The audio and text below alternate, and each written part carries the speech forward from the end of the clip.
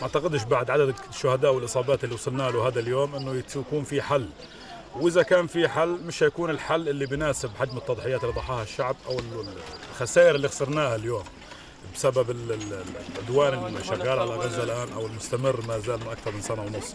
ما بعتقد انه يتم او انه يكون في اتفاق يكون من صالح الشعب الفلسطيني، وان كان هناك اتفاق هيكون علينا بالعكس مش هيكون لصالح.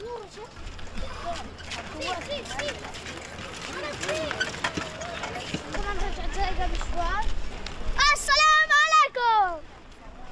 556 اليوم وما حد مطلع لنا لا بدول عربيه ولا في اجنبيه ولا امريكيه ولا ولا حد.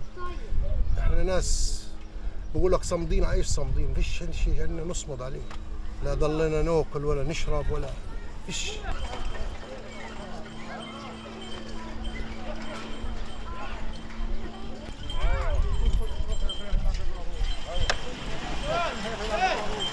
بدنا ضمانات دولية على رأسهم أمريكا اللي بتتحامى إسرائيل فيها، يعني بدنا يعني ضمانات منها ما ترجعش، يعني بعد ما ياخذوا أسراهم يرجعوا تاني يقتلونا. هذه الضمانات بدنا إياها إحنا. إذا بيتم الموضوع على هيك كان بها بتمش، خلينا ميتين بتضل ميتين هيك أحسن، وخلي أسراهم يموتوا معنا. يعني هم مش أحسن منا، إحنا بنموت وهم يموتوا زينا.